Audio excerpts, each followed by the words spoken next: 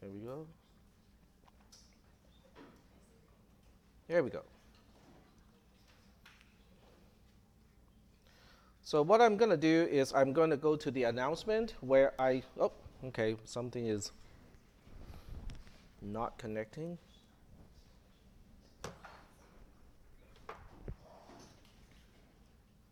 Uh-oh. Well, I'm still seeing it on this monitor, but not on the projector anymore. That can be a projector issue.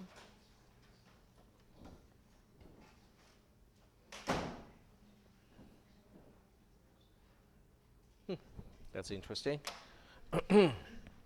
All right.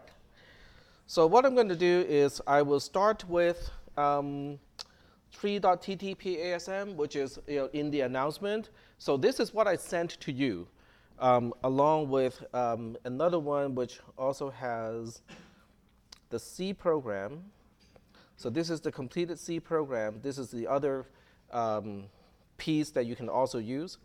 So these two are going to be this is particularly is my starting point.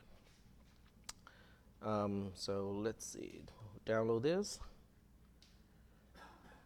How many people started with this one? Kind of a template that I have kind of prepared for you? Okay.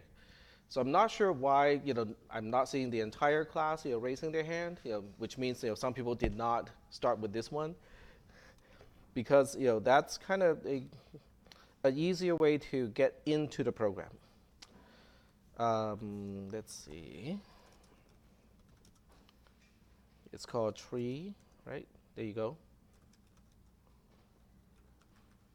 I'm just turning off spell check here. All right.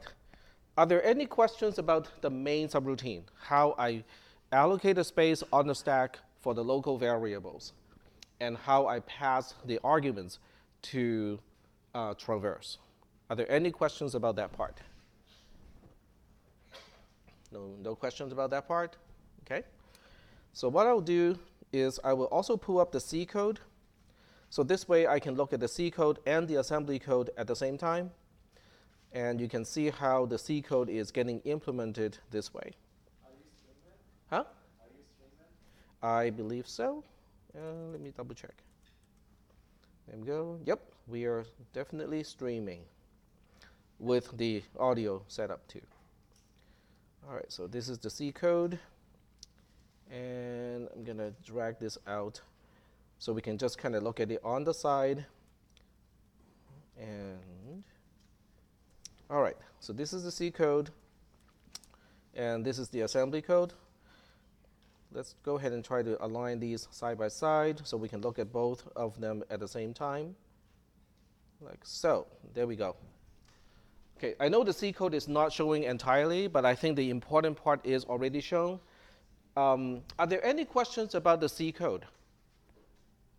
Because if there are questions about the C code, we should answer those questions first. Because otherwise, there's no way we can actually implement the code in assembly if the C code is not understood. So let me scroll down first, okay? Are there any questions about the initialization of N1 to N5 as global variables? No questions, okay? So let's move into the traverse function. Are there any questions about this line? No questions. Okay. So that means everybody got the note that this line can be separated into two lines, right?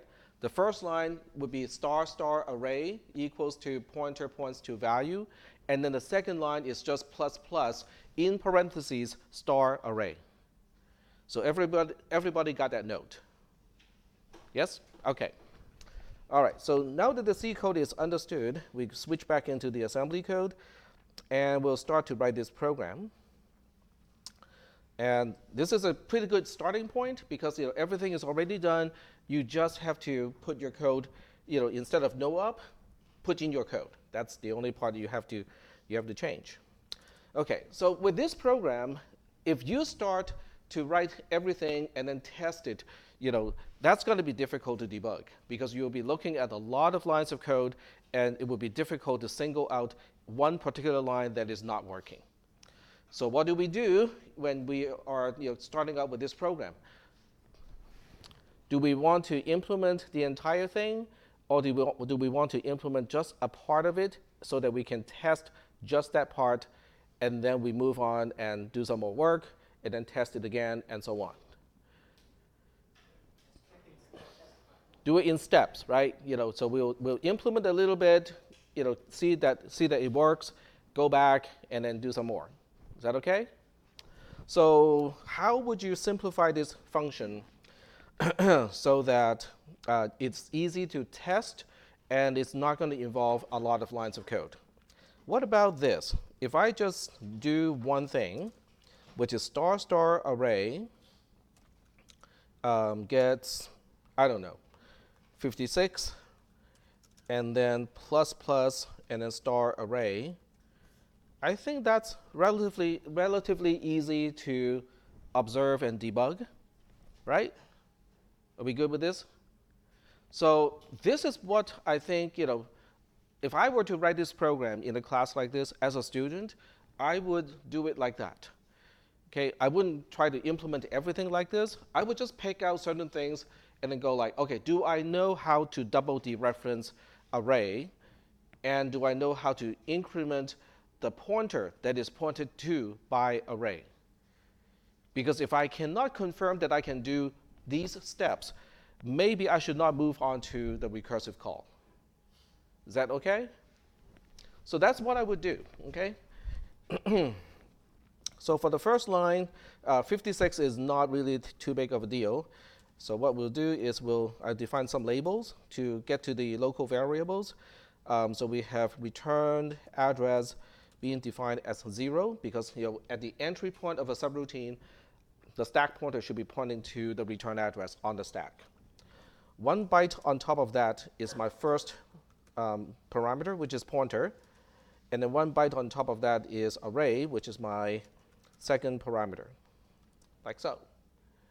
Okay. How many people use labels like this? Okay, most people. Okay, good. All right, so now I need to store something to what? Okay, this is going to take a little bit of time to explain. I'm going to store 56 to the byte that is pointed to by a pointer, which in return is pointed to by array, which is a parameter that is now sitting on the stack. It is 2 bytes away from where the stack point is pointing to. Okay? So it really helps to draw a picture as well. Okay? If you want to draw a picture about this, that can come in handy. All right, so let's go ahead and do this. So we have LDI array, add AD, and I would also kind of comment all of these lines so that I know that A now has the address of parameter array. On the next line, I have LDAA in parentheses. So now A is dereferenced once. It is the parameter itself. Then I have LDAA again. So now A is whatever array is pointing to, which is a pointer. And I can stop the LD. I can stop the LD even though at this point there's only one single asterisk. It's because the second asterisk is done by a store instruction. Because both load and store dereference. One is reading as it dereferences, and the other one is storing or overwriting as it dereferences. So in this case, I need to store something to what A is pointing to. So if I could do something like this, it would be great. But I cannot, right? So I have to put that value into a different register first. Let's say register B. And now I can do it like that. So that completes the first line, which is here. And then the second line is going to be the same thing.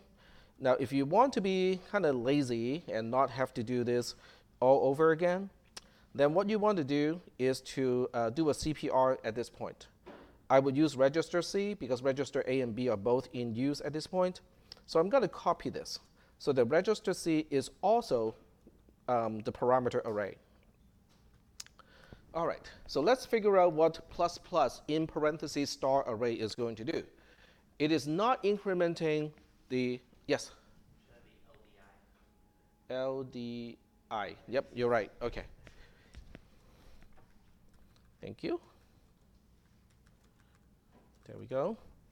So, okay, so getting back to array, plus plus star array, it is not incrementing the parameter itself. It is incrementing what the parameter is pointing to. But whatever you're changing, you need to know where it is first. An array is exactly the pointer pointing to what the byte that I want to change. Array is also in register C at this point. It's also in register, yeah, it's in register C at this point. So I can now go to what register C is pointing to, retrieve that byte, increment it, and then store it back to where register C is pointing to. So the sequence of instructions to do that is LD to load into register A is fine. We can reuse register A at this point. So register A is now whatever array is pointing to, which is exactly what I need to increment on the second line. And then we increment A, which is the value that I just retrieved, and then we just store it back like that. Do we have any questions about these 3 lines of code where we get to the location, we grab the byte we're supposed to increment it, and then store it back to where we got it from? So do we have any questions about these 3 lines? No questions? This is all good? Okay? Okay, now that this is all done, I can test my program. I can just run the program and see what happens. But what I really should do is to figure out what the code is supposed to do. So what is it supposed to do? If you look into the C code, okay, I pass these arguments into traverse. So when this is all done, what should happen to P as a pointer compared to the way I initialize it? What should happen to P? It should be 1 more than what it used to be, right? Okay. What about X? Array X, should anything happen to anything in array X? If you look at the code on the left-hand side, if I implement the program or the subroutine traverse exactly the way it is, what should anything happen to the array X? The first element of X should be updated to 56, okay? All right, so it is important to understand what the code is supposed to do before you test it, because otherwise you'll just be observing something, but you don't know whether that is what the program is supposed to do, okay? So now we can test the program. And how would you want me to test the program? Do you want me to test the program inside the GUI, or do you want to test the program using the trace analyzer? Trace analyzer. Then trace analyzer it is. All right, so we copy and go to my browser. I got another browser here. Okay.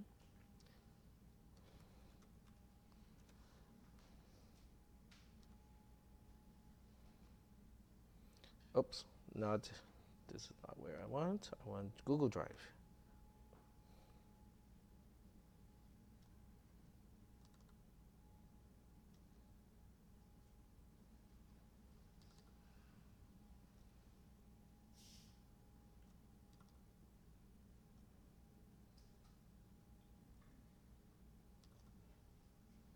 Okay, all right.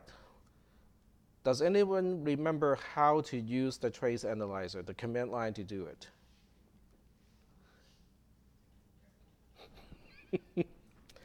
Okay, I can't really do that just yet, can I? Because I have to assemble the program first. So we'll locate the assembler with postfix expressions. Go to source, erase everything in column A, and then just paste the whole thing back. Okay. There we go. And then we go to RAM file. download it. You still need to add no op command. Huh? You need to still add no op. Oh, right. Oh, thank you.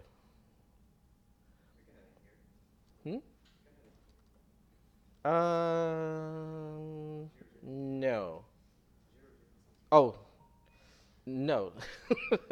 The answer is no. Oh, okay. If you add it here, you're overwriting the equation, and that would not be good. Yep. I can try to find a blank line in source and do it there. So there, we can do it here. I think that's what you meant, right? Do it to the source tab. Okay, there we go. Thank you. So we go to RAM file, and then we'll have to download it again. We'll call it tree.csv. Go back to the command line, and now we can run the whole thing. And let's see, where should I put it?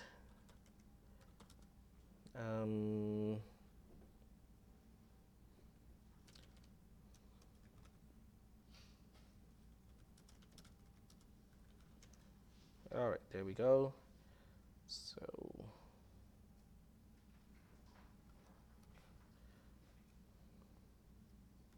the only change is the CSV file, which is tree this time. Run it. Okay, we got the log. Once we got the log, we can go to trace, and we go to file, import,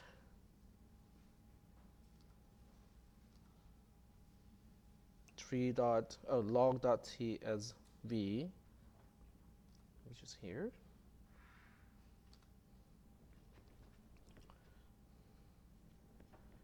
Replace current sheet tab and no. There we go.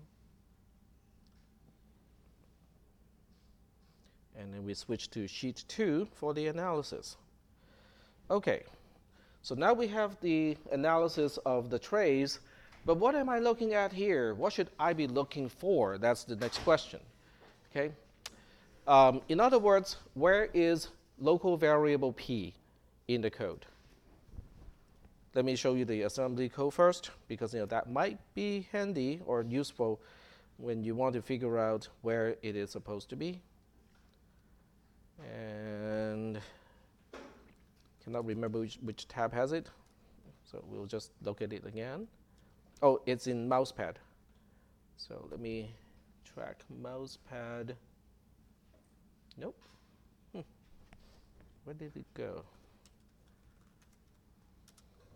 It's called tree.ttpasm. There we go. All right. So if you just look at how I define x and p as labels, where do you think x is and where do you think p is? The stack starts at location 255. So which one has the higher address? If you just look at line 7 and 8, p has the lower address and x has the higher address. And how big is x as an array? How many bytes is it going to take? 5 bytes. Very good. So that means locations 255, 254, 253, 252, and 251 belong to the array x. And that means location 250 is our local variable p in main. Is that okay? So we can jot it down. Huh? F9? In hexadecimal? It's not. Okay, so all right, so let's go ahead and try to visualize this. One of the feedback from the evaluation was, it would be nice to be able to visualize, in what we are dealing with, like pictures and graphs and whatnot. So I'm gonna try that. So we'll look at use a spreadsheet. Okay, we'll discard all of these. All right, so we have location 255, 254, 253, 252, 251, and then 250.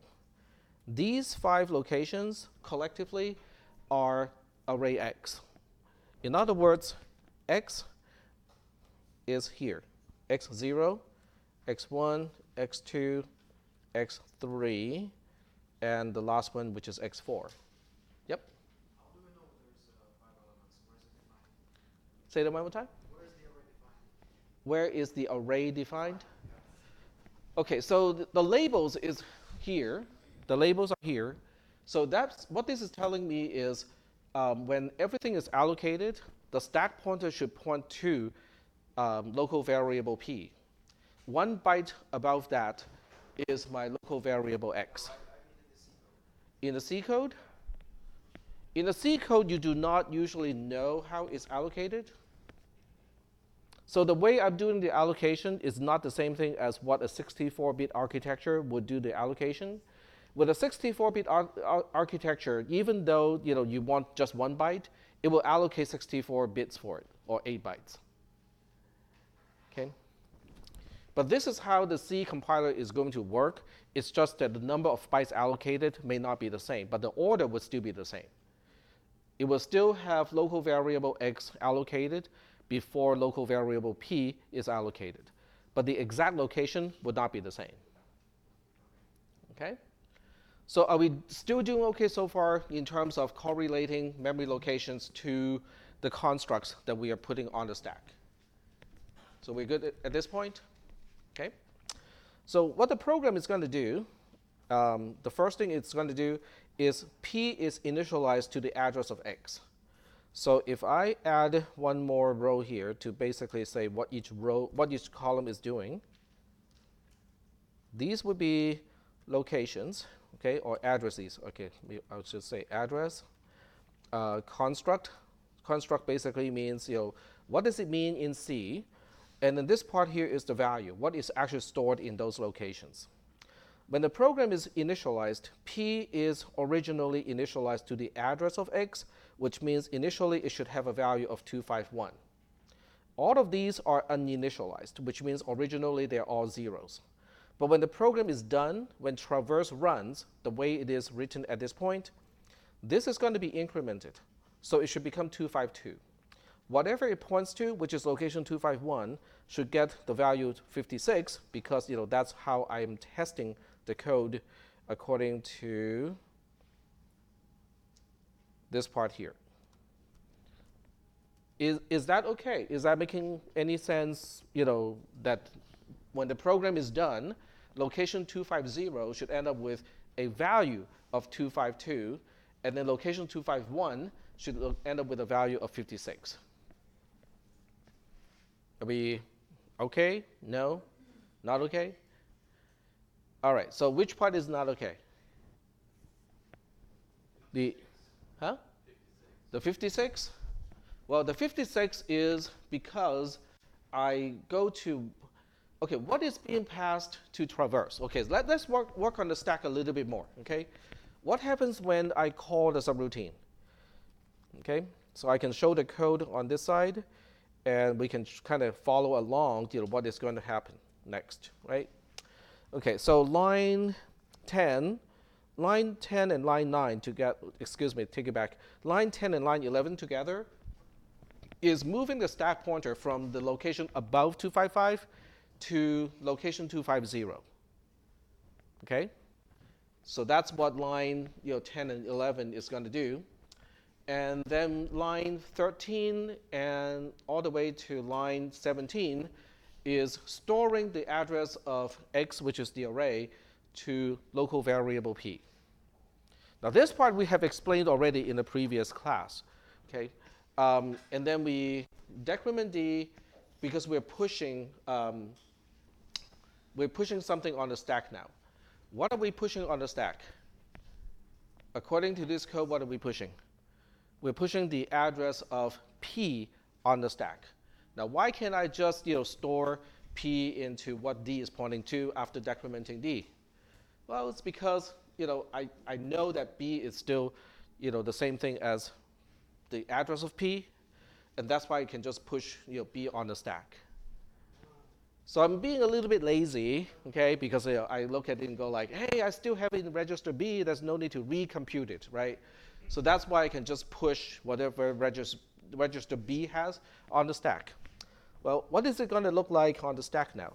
Location 249, Okay, I used the wrong window. There we go. So location 249 is going to have what in it? The address of P. What is the address of P? 250. So that should be on the stack at this point. And then I have to push N1 on the stack. So that would be in location 248. Now this part I cannot really tell easily because I cannot kind of keep track of the locations of everything. So if you really want to find out where that is, the best place to go is to go back to the assembler and go to the assemble window. Well, yeah, that's one place you can see it. But if you go to the assemble window, you can scroll through the source code and find out where N1 is. So this is where N1 is, and it is at location 1F. So we should see 1F, or the decimal version of 1F, which is 31 on the stack.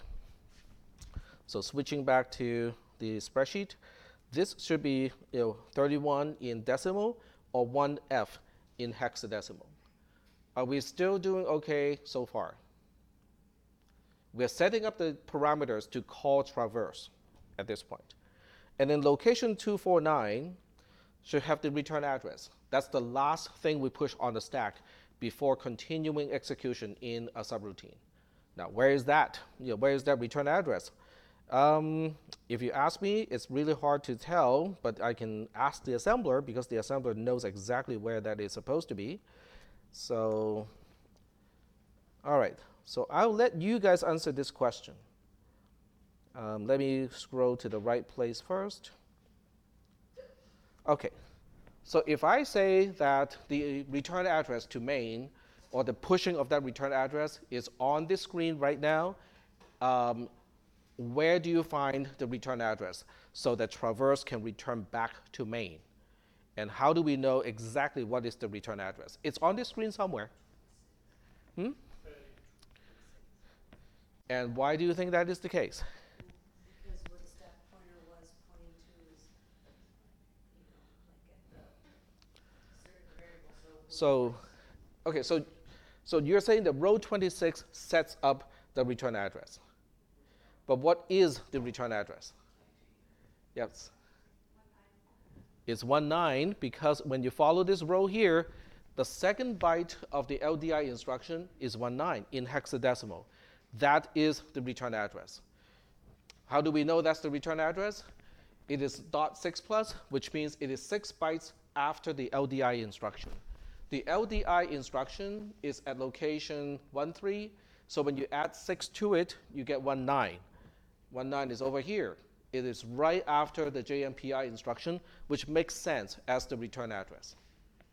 19 is 16 plus 9, which is 20. What is 16 plus 9? 25? Okay. So 25 should be at that location. So I go back to here. I say that 25 should be here.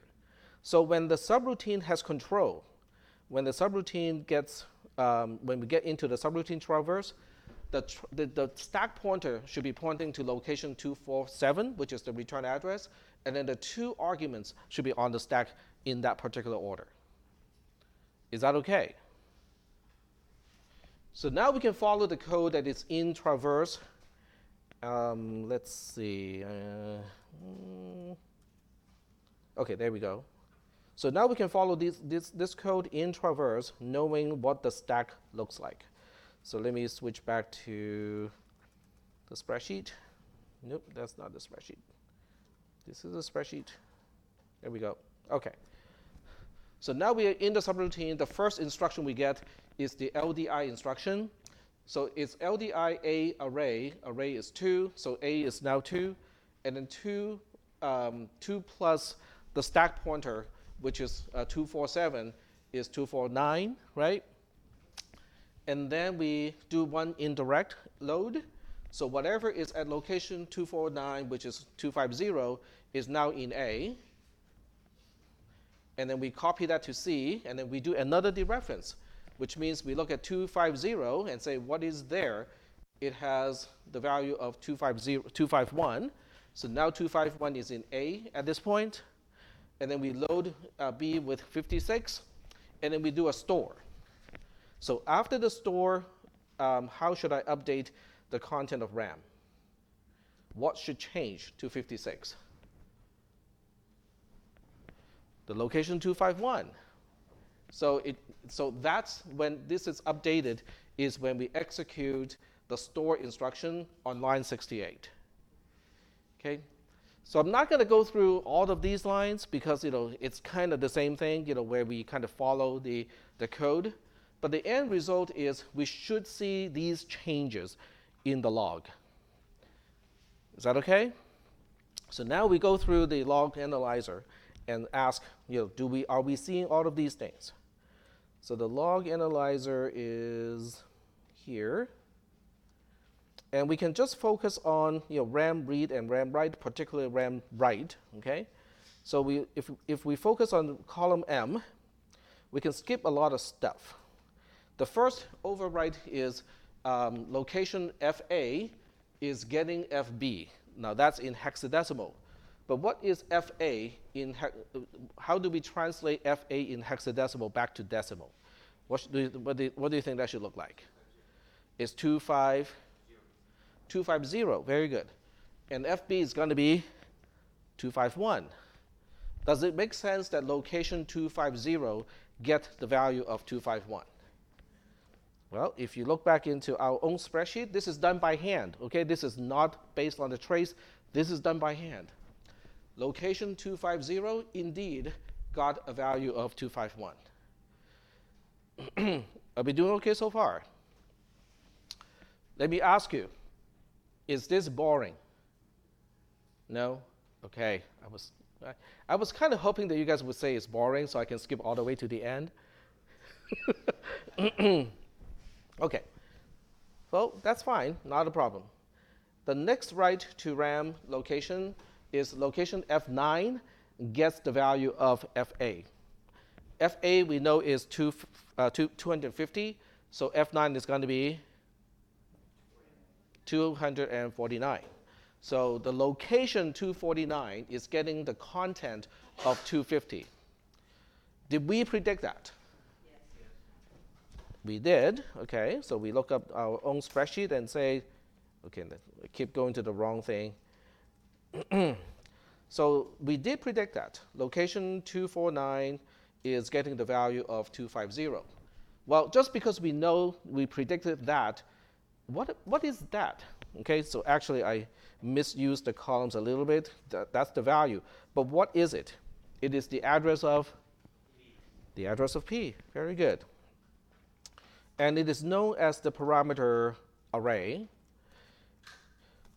Let's switch back to the trace. Yep. So the next write is location F8, which is location 248, is getting 1F, which is 31. We predicted that as well, okay? Because we can go back to the spreadsheet and see that, oh, okay, that's exactly what we predicted here on this line. But what exactly is that? Why did we push 31 on the stack? It's the address of node N1. It's the address of N1. So this is the address of N1, but as a parameter, it is known as PTR. Is that okay? Are we still doing okay so far at this point? We look at the trace again. And the next location that got updated is at location F7, and it's updated to 19 in hexadecimal. F7 is 247. 19 is 25. So did we predict that location 247 is getting the value of 25? We did. Okay, very good. So we double check, we go back to the spreadsheet and go like, yep, definitely predicted that. And that is return address. The construct is the return address, but it is stored at location 247 and the value is 25. So everything kind of happened the way it is supposed to. So now as the program executes, we know that we put a 56 at location 251 first because that's just the ordering of the program. So if we want to confirm that, we go back to the trace analyzer and we say, are we storing anything back into the stack? Yes, we are. So we are storing 38 in hexadecimal. 38 in hexadecimal is 3 times 16, which is 48, plus 8, and that makes 56. So we're indeed storing 56 into a location FB. FA is 250, FB is location 251. So that accounts for what we predicted here. It accounts for that 56 at location 251. And then later on, we also increment the pointer, the P, and that part is accounted for here. FA, location FA, which is 250, is getting the new value of 252, which is FC in hexadecimal. So let's see, are we getting that updated in our spreadsheet? Yep. So are we doing okay so far with this trace? So now I know, okay, now I confirm that I know how to double dereference array. I know that I can increment what array is pointing to. Is that okay? Now, that means I can now make the program slightly more complex. So if I go back to the program, I now say, okay, I got this, okay? Let's make 56 what it was supposed to be, which is PTR points to value, right? This is what was in the original program. Is that okay? Do I need to change a lot in this code? Not really a lot. I need to change some of it, but not really a whole lot. So what I need to change now is to go to the 56 and go like, it's not that easy anymore, right? So I just comment this out and remind myself what I need here. So what I need is PTR points to value, or the member value of the structure pointed to by PTR. Tell me how I should get started here. If I need to get to the value of the member value of the structure pointed to by pointer, what do I need to get to first? To the pointer, right? Okay, so we get the pointer first. So that means, LDI, can I reuse register A? Yep. PTR, and then we have add AD. Do we have any questions about these two instructions, what they do? Well, since you guys don't have a question, let me ask you then, what do they do? Yep. I was going to say, can't you not use register A because aren't you using that folder where you're eventually going to store that value? That's right. We cannot use register A. Can we use register B? We can use register B. Okay, thank you. So we can use register B. Okay, but my question still stands. What is in register B by the time line 7D is done? Sorry? Register B has. Okay, go ahead. The address of PTR. The address of PTR. Okay, so let's write it down. The B now has the address of PTR, which is good. We need that. What should we do next? This is the address of a parameter. Do we want the address of the parameter, or do we want the parameter itself? We need the parameter itself. So we need to do a LDB. Okay, we'll just use B itself because the address of the pointer is not useful. So B is now finally the pointer itself. What does that mean? So B is what? B is of. It points to a structure. Very good. So B points to a structure right now. Okay? So which also means B points to the beginning of the entire structure. So how do I get to a particular member of the structure? I need to do some offsetting, right? Okay. This is getting tricky because I'm running out of registers. Huh? I cannot use C because I saved C for later. So this is where, you go like, oh man, I wish we had more registers. Well, it's okay. We can do something like this.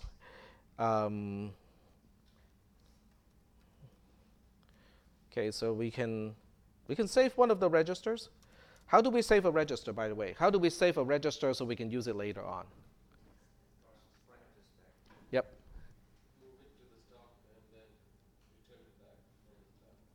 So technically speaking, we push it on the stack, and then later on we pop it from the stack. Okay, very good. How do we push a register on the stack?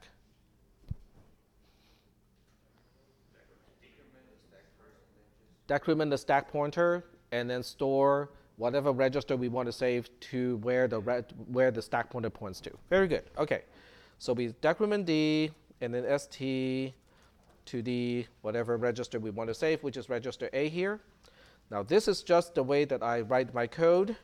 I would actually write the pop instructions right away, and then fill in whatever I need to do in between here. Why do you think I write my code in this kind of weird way, to kind of jump around a little bit? So I don't forget to pop it. So basically I say push, and then there's a pop. In between, I am now free to use register A. Okay? And why do I need to use register A? The offset, very good. So LDI A with the offset. And what is the convention that I usually use to represent the offset to a member inside the structure? Name of the structure, underscore, name of the member. Okay? And then what do? We got register B being the pointer itself, which is the address of the beginning of a structure. We have A being the offset from the beginning of a structure to the member that we want. So what do we need to do? Yes? No value is, as far as I remember, is 0, right? Say again? No value is 0. At this point it is, but if I choose to change the structure, it may not be 0 anymore. So I'm always not relying on the constants. I'm only going to refer to the labels or the symbols, so that if I choose to change the structure later on, the code doesn't need to change. I just need to change the label definitions a little bit. Okay, so that's a good point. It is actually 0. You're correct. So we have add. I can destroy one or the other register at this point. It doesn't really matter which one. So I'm going to say, let's add to A. Okay, so we're destroying register A. And when this is all done, what is in register A? How do we express what is in register A at this point using C syntax? What is that?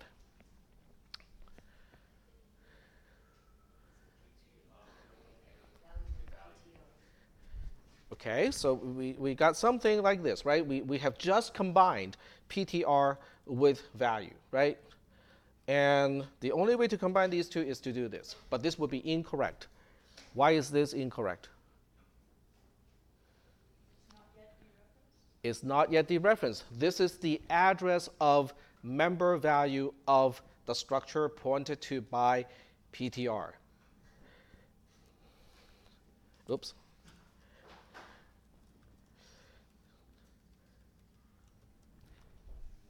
Very good. But this is important because if we don't keep track of stuff like this, then we don't know how to get it done. So you have to do it step by step, and this is how we do it step by step. Now that we have the address of what we need, what do we do next? Dereference, very good. Okay, so we do a LD, and this time A has it, but I want to put it into B, because that's how I set up this store instruction later on. So that's how oops, that's still okay. Okay. So are we doing okay so far at this point?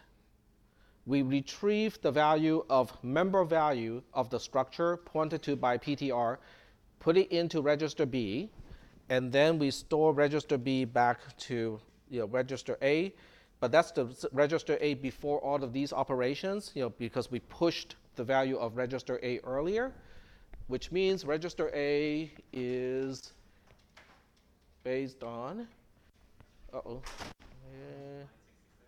did I need to store that? Yep. Line 66, yep. So register A is what P is pointing to, because register A is the same as P at this point. So we are now storing something into a location of X in main. Are we doing okay so far with this code? Now, if I'm not really sure about whether this program works at this point, I'm going to test it now. But remember, every time you test your program, you have to know what it is supposed to do. So what is this program supposed to do at this point? Let's go back to the C code first. Okay, let me see if I can still find the C code. It's not here. Okay, that's okay. We can do a note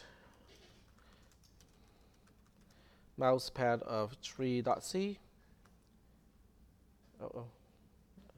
It's tree1.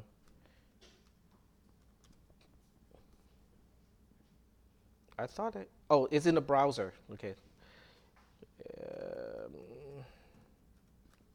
There we go. So we have changed the program to only implement this line. So the entire traverse only has this line here. When I run the program as it is, what do you think should be the end result of this program? What should be the value of the first element of X?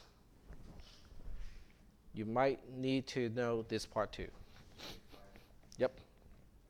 The value of the first struct. It will be the value member of N1, because N1 is what we passed to the subroutine, should be 5. Okay, so I'm not going to run this code because it's going to be a little bit lengthy, but what we should be looking for in terms of the trays is on paper or in the spreadsheet, the difference now is this part here.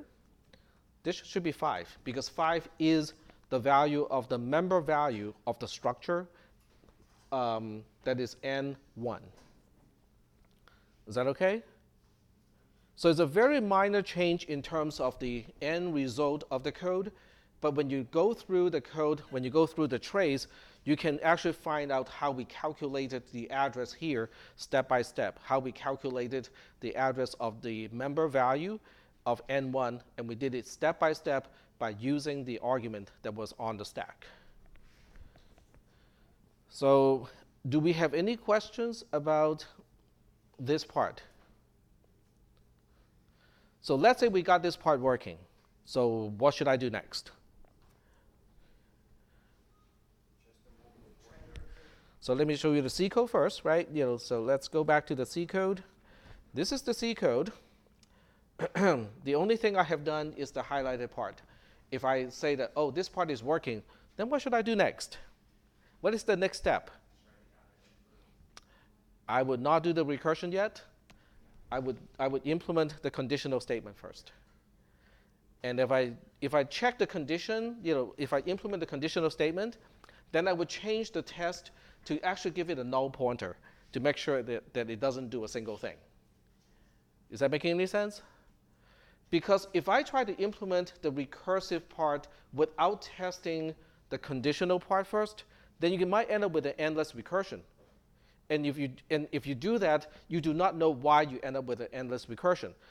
Is it because I passed the wrong pointer, or is it because I did not check the pointer? It could be one or the other reason. On the other hand, if I implement this part first and check to make sure that it does work, then I know if pointer is null, I'm going to stop.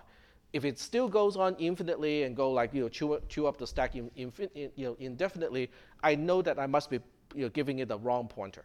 Yes?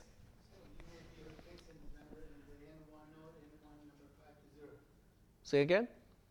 To test it? Placing number 5, 0 on the struct node N1 to 0.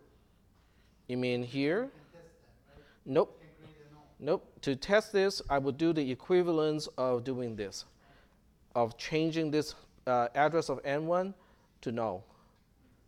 This is a browser, I can't really change it. But imagine that I just kind of comment out address of N1 and replace it with null. That is how I would check whether the subroutine will stop when the pointer itself is already null. But I would check that first before doing the recursive call, because if I don't do this first, then if I end up with endless recursion, then I cannot explain why it has endless recursion.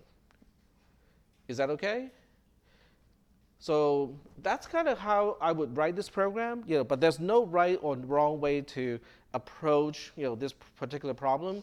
It's just that I'd like to confirm that parts of the subroutine is working before I proceed to add any additional logic to it. Is that okay? All right. So we got about 10 minutes left. What do you guys want to do?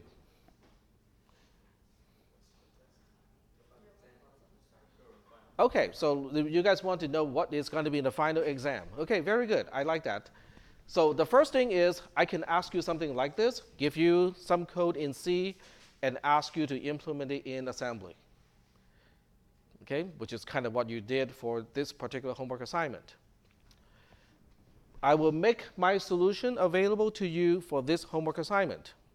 So you can use it for reference, and it is one of the things you can bring with you to the exam, right? I'm not going to guarantee how useful it is. I'm simply saying that it will be available, and you can bring it with you. Okay?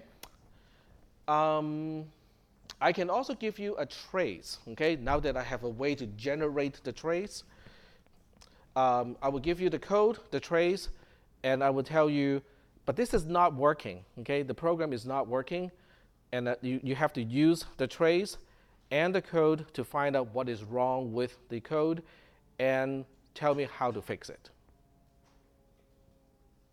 That has been in the previous test as well, that sort of question, except in the previous test, I don't even bother to give you a trace. Now that you have a trace, I think you have a better chance of actually finding out what's wrong with the code. Yep. If you give us the trace, will you also give us a C equivalent?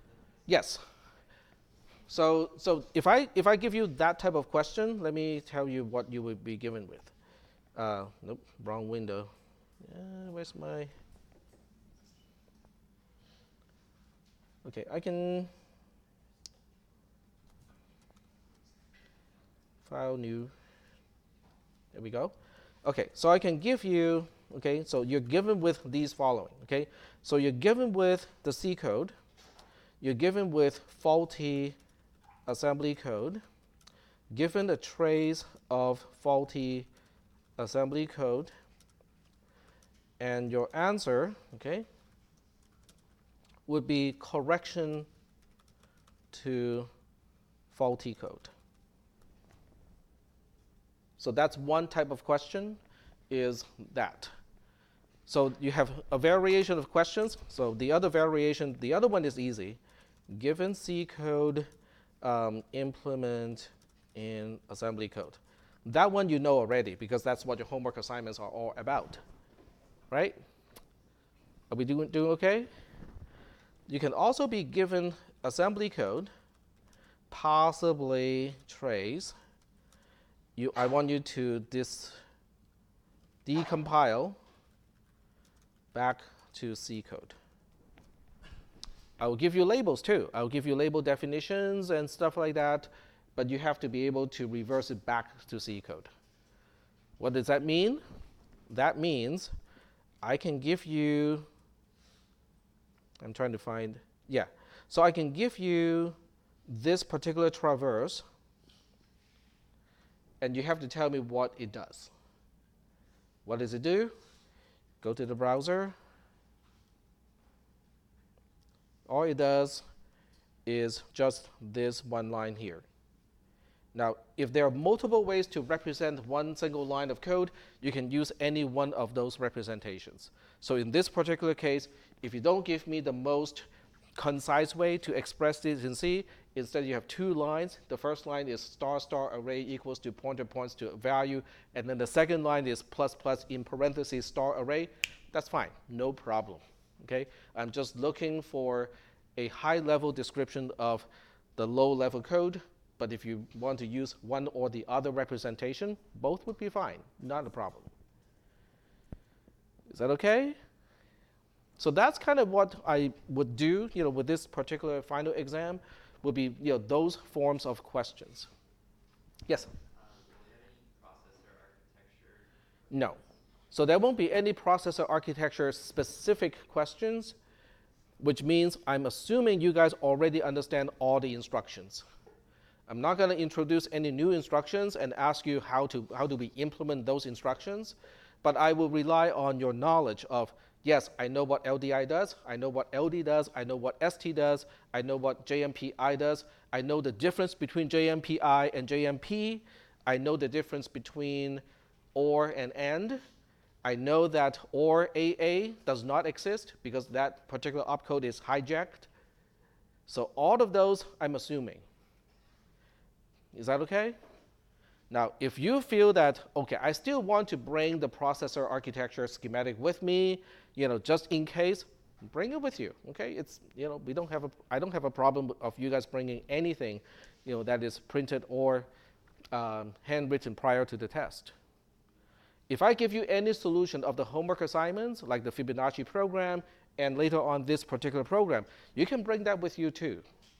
One thing you want to kind of be careful is not to overstudy. Sounds like oxymoron, right?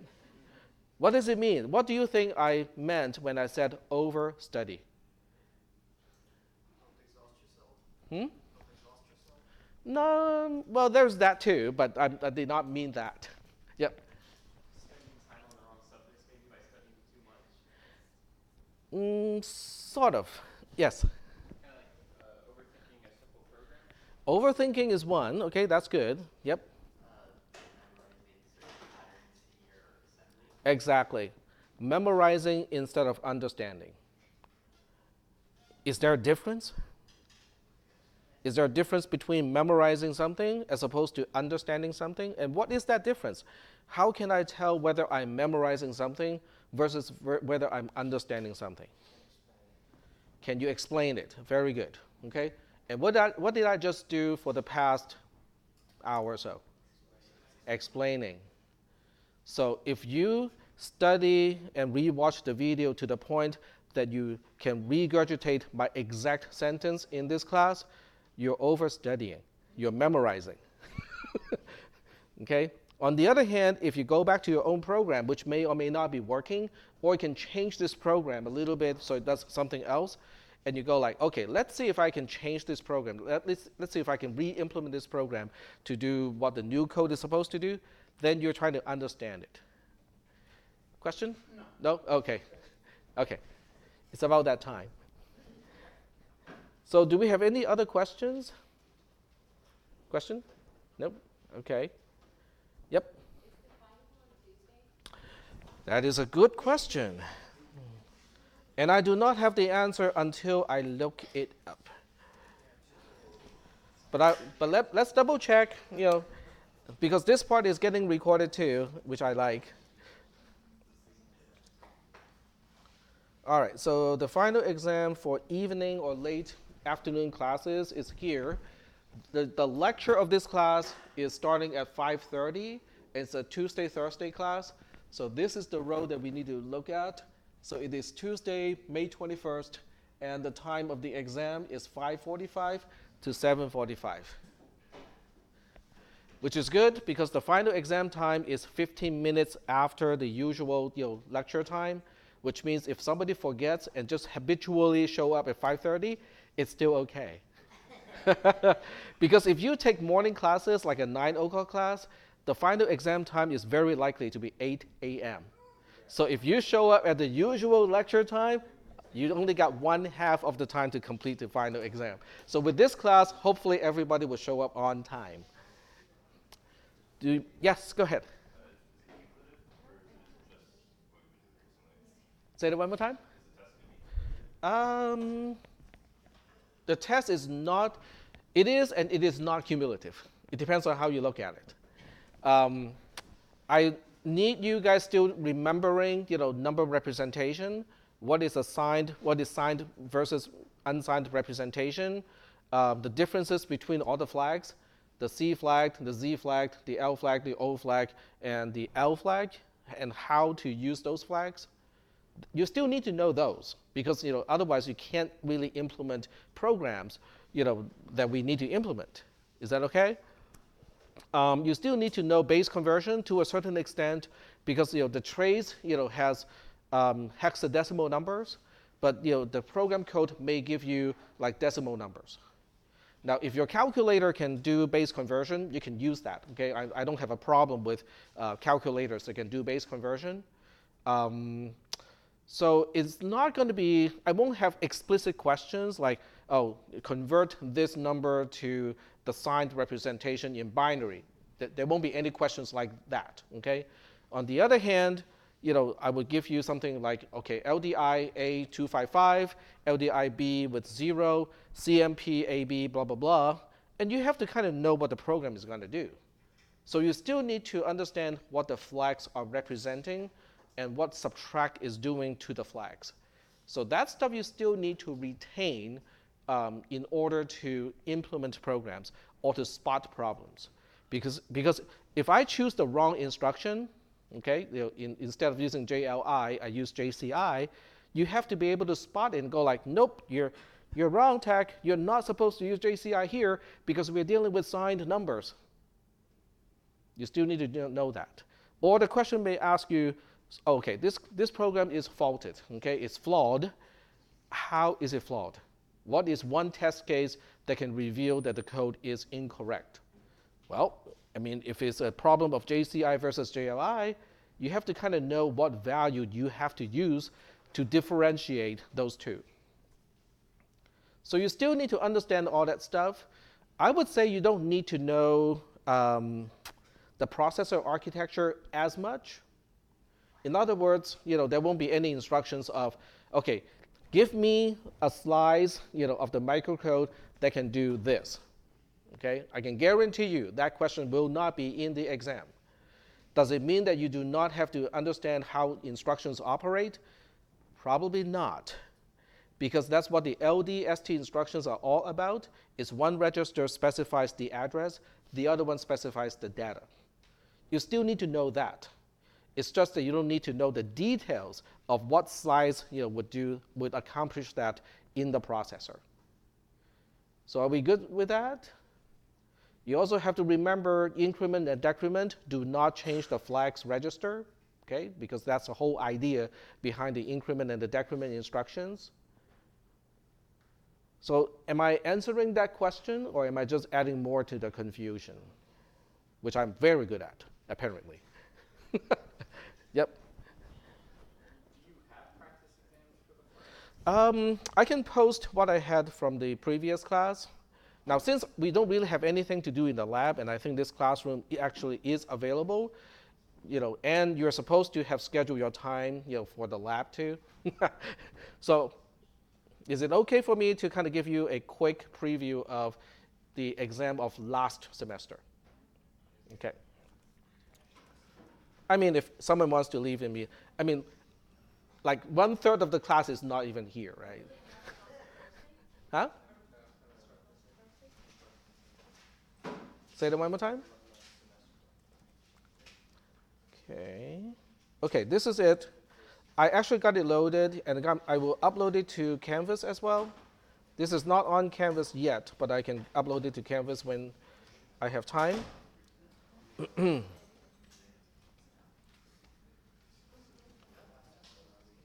This is the Monday.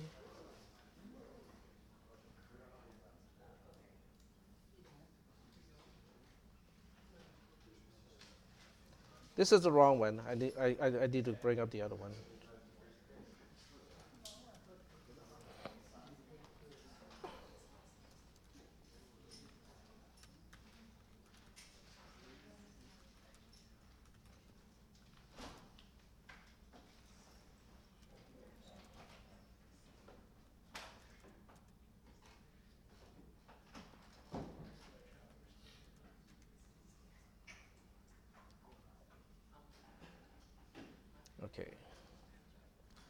So obviously, I'm not going to take too much time to talk about this.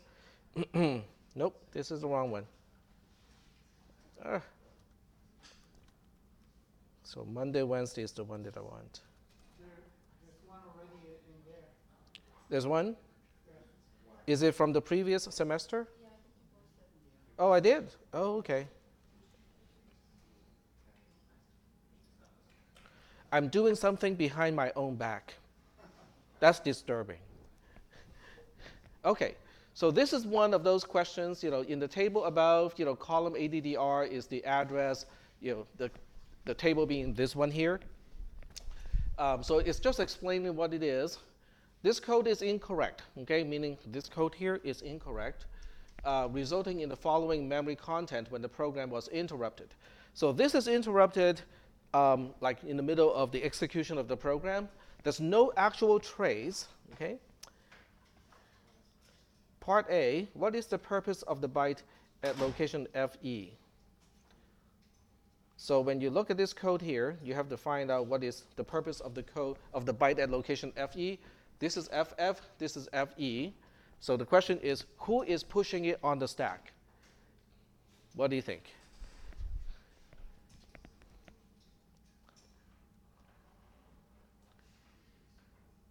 I think there's supposed to be a C code in here somewhere. Nope. Just the table. All right, well, it's okay. We can start from the beginning of the whole program. What is this instruction doing? Initialize the stack pointer. What about this instruction here, LDI A6, decrement D, and then store A into where D points to? Allocate and initialize. Okay, so that location 255, would have a value of 6. Okay, very good. What about this one? Look, if you look at the opcode or the mnemonic of the instruction at location 6, what is that reminding you right away? We must be calling, right? Because it's setting up a return address. So we are pushing the return address on the stack by 06 and 089. They're pushing the return address. And then we have a JMPI to fib. So this is an implementation of the Fibonacci program, but it's a faulty one. Okay, so there's a problem with this code. Okay, so I think this is a fair question. I think somewhere, oh, there we go. This is the implementation of the recursive Fibonacci code in the last homework assignment. Because in the previous semester, that was the very last homework assignment. They didn't get the tree. Okay, so that means you do have a context of this code. You can actually pull out your copy of the Fibonacci program, both the C code and the correct implementation in assembly. Okay? But the problem is, well, this program is not working. And the first thing is asking what is at location F, what again? FE? FE? So what is at location FE then? It's the return address. Very good. It is supposed to be the return address. Okay. So that's part A. Part A is really just, it is supposed to be the return address to main when Fibonacci is done. Okay. You can just say return address. I will just give you full points if you just say return address. Part B, what is the purpose of the bytes at locations FC, FA, F8, and F6? Okay, so let's remember that. FC. All right, so FC is where? FF, FE, FD, FC, okay? So it's a 2, 3. The main program did not put it there. So who's going to put it there? The subroutine, right? The Fibonacci subroutine. So now we need to look into the Fibonacci subroutine implementation, which starts here, okay? So the first thing we do is we copy the stack pointer to register C, increment register C, and then indirect register C to register A. So what is in register A now?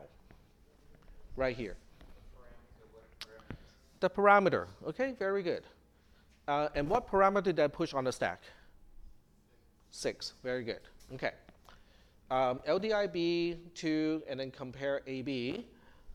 So I'm comparing 6, which is in register A, to B, which is 2, which is equivalent to doing a 6 minus 2. This is why you need to know the flags, because it's using JCI, which is saying, okay, is A less than B unsigned? 6 is not less than 2 unsigned, so it's going to not do the branch. It's not going to do the branch, and it will jump to the else branch. So what are we doing at the else branch? So what we do at the else branch is we decrement A. Do you remember what was in A?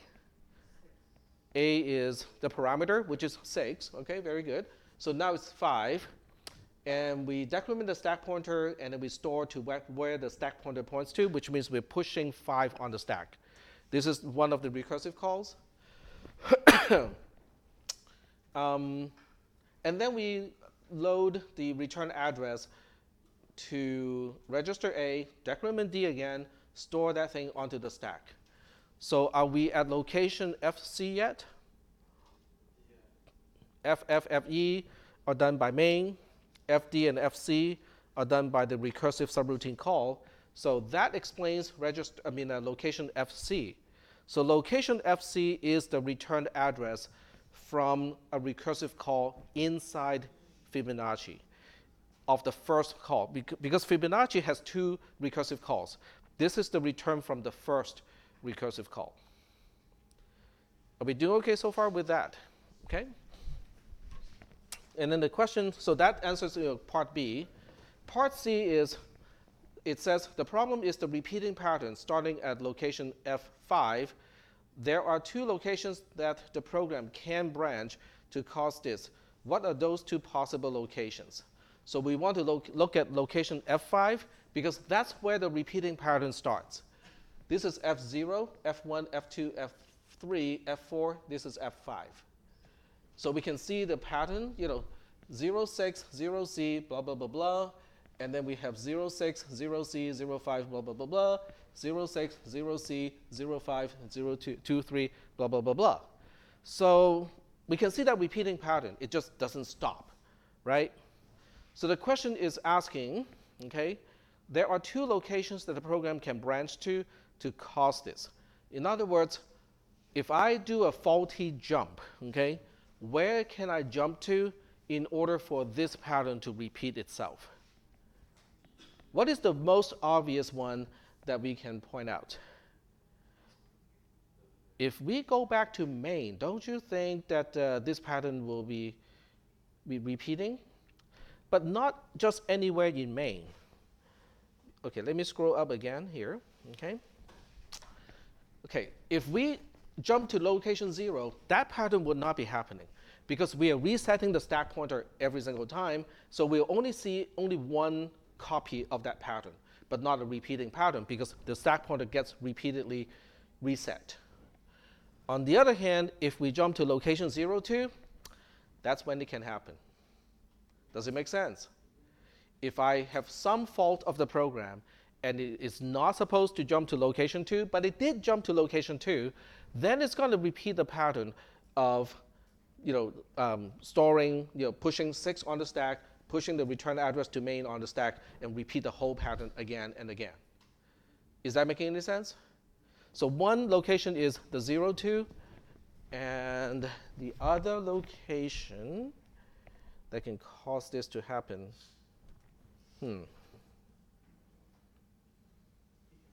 Right. Oh, the other location is 01. That's a tricky one. I almost forgot. What is the opcode of location 1?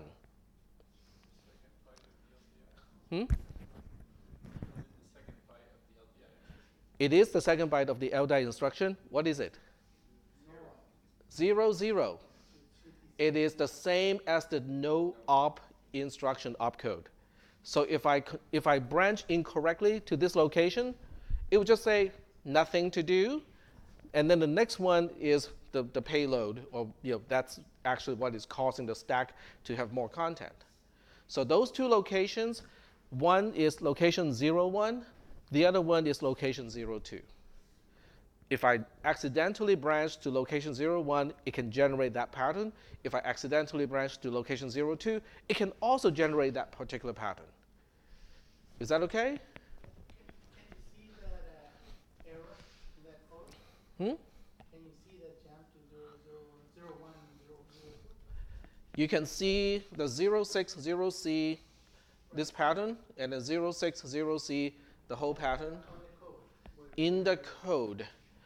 Yes, I think I understand what you're asking. So in the code, these three instructions pushes the 6. These instructions pushes the return address, and then it went to the Fibonacci program, and then the Fibonacci program would do it correctly with the first recursive call. It will set the stack correctly and branch to Fibonacci correctly. So that's why the pattern is repeating, because without resetting the stack pointer, it is going back to either this location or this location, and will just repeat the whole thing all over again, but without resetting the stack pointer first. Is that okay? Okay. All right, so that answers the part C. And then part D asks, why do you think the program branched incorrectly? A hint, okay, is that the only bug of this program is missing the increment D instruction that is commented out after location 33. Explain why this missing instruction causes the observed symptom. In other words, I'm giving you half the answer. I'm only asking you to explain why that missing instruction is causing this particular symptom. So I'm not asking you what is missing in this program causing the problem. That would be like pretty time consuming. But I'm already telling you what is missing. But you have to tell me why it is causing a problem. So we are basically saying there should have been an increment D here. It is missing, and that is why it's causing this problem. But why is it causing this problem? What do you think? The stack is not balanced, correct. But if the stack is not balanced, there can be many symptoms. It doesn't have to branch to location 01 or 02. So what I'm really asking you to explain is, why are we going back to location 01 or 02? So, well, let's think about this a little bit, okay? Without this increment instruction, let's check out the code after this, okay? There's a little bit after that. First of all, why do I want to increment D at this point? What is the stack pointer? Why do I have the LDBD at this point? Line 33, line 33.5, and line 34, what are they doing?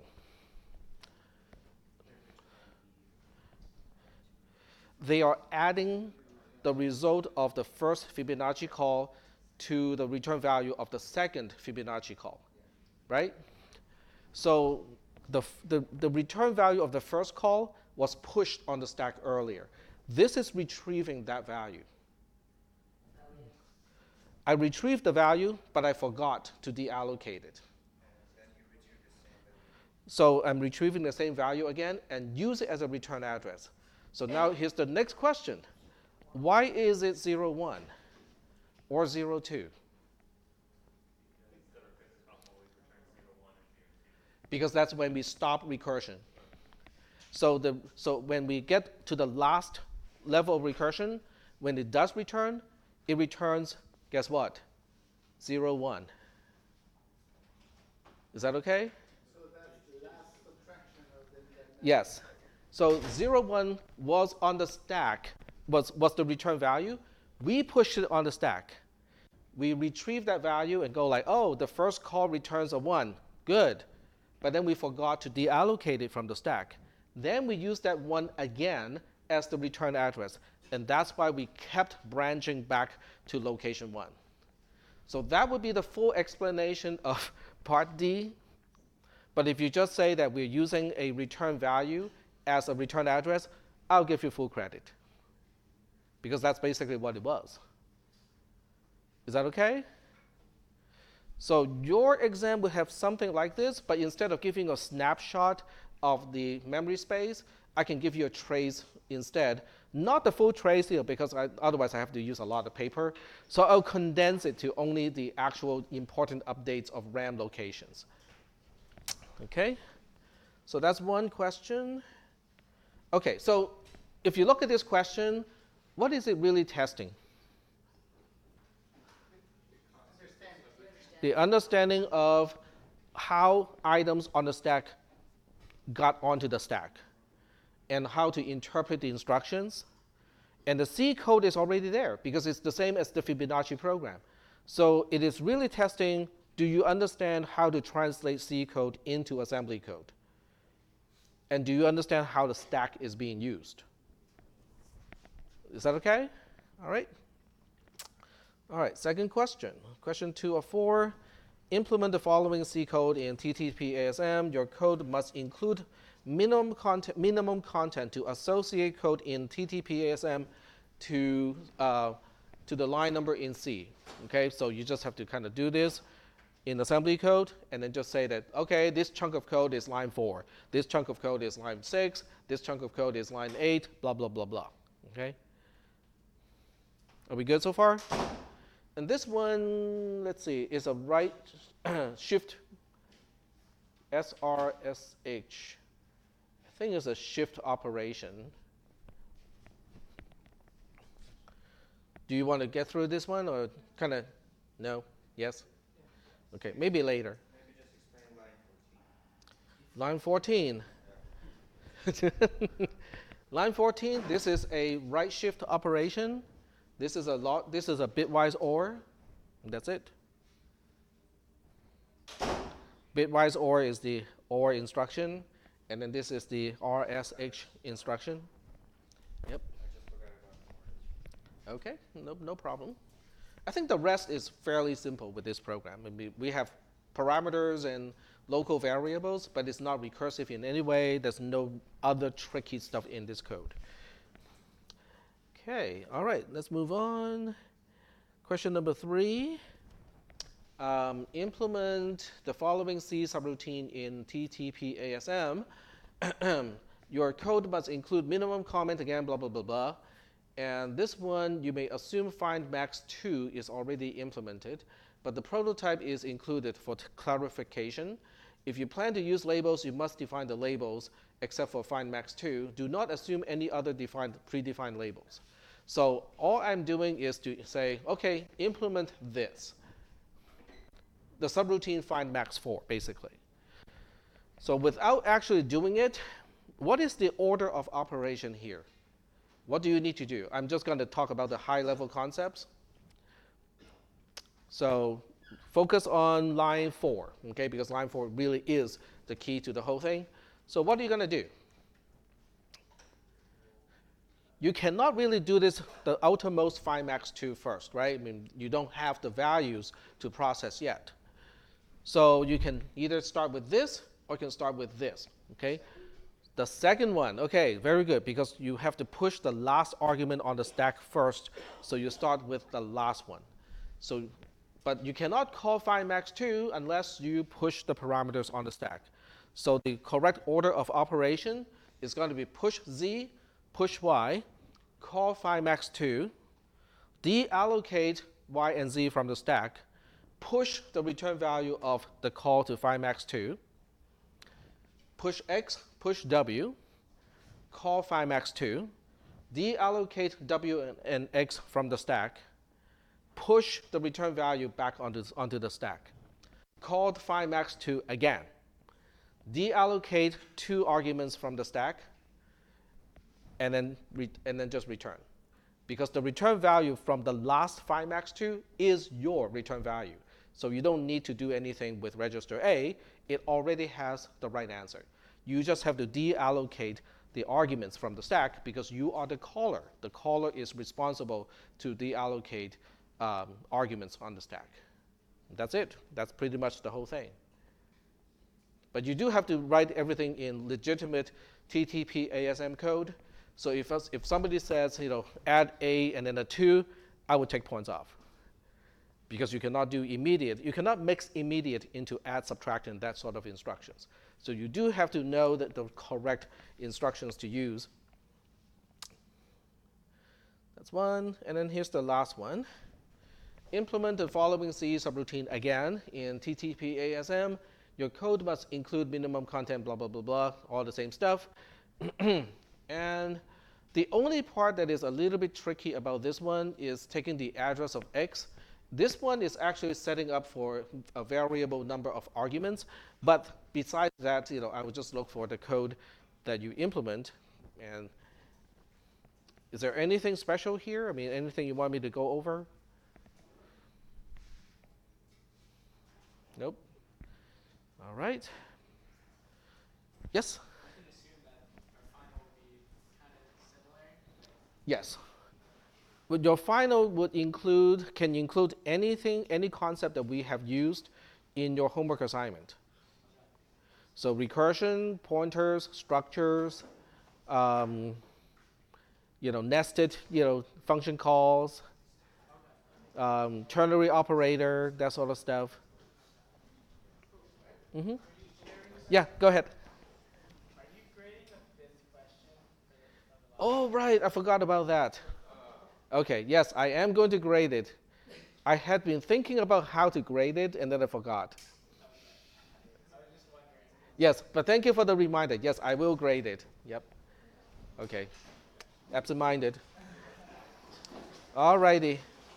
So if you have any additional questions, or you want to kind of practice something, or your program is not working, with the tree thing, and you want me to take a look at it, I'll be over at the lab.